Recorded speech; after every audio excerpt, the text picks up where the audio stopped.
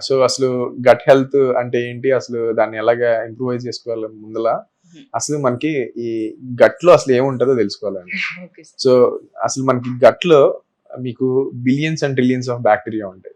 Okay. So మన హ్యూమన్‌లో ఒక శరీరంలో ఉండే కణాలు ఎన్నుంటాయో, సెల్స్ ఎన్నుంటాయో దానికి ఒక 10 టైమ్స్ ఈ బాక్టీరియా ఉంటాయి మన ఇంటెస్టైన్స్‌లో. ఓకే.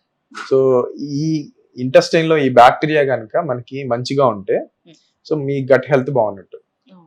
సో ఈ గట్ హెల్త్ బాగుంది అంటే మీకు ఈ బాక్టీరియా బాగుంది అని మీనింగ్. ఈ బాక్టీరియా బాగుండాలి అని చెప్పి మీనింగ్.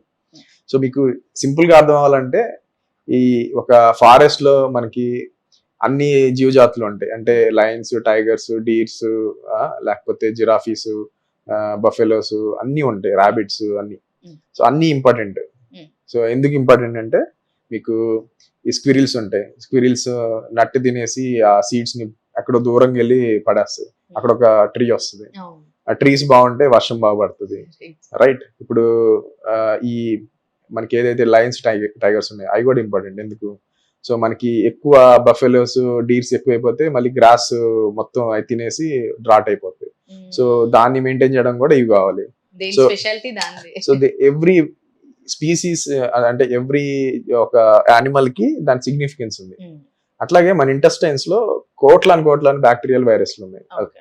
ఆ బ్యాక్టీరియా అనేది సో మనకి గుడ్ బ్యాక్టీరియా ఉంటాయి, మనకి బ్యాడ్ బ్యాక్టీరియా ఉంటాయి. సో ఎప్పుడైతే మనకి గుడ్ బ్యాక్టీరియా చాలా ఎక్కువ ఉంటాయి, బ్యాడ్ బ్యాక్టీరియా అనేది మనని ఎఫెక్ట్ చేయకుండా అవి సప్రెషన్ లో ఉంటాయి.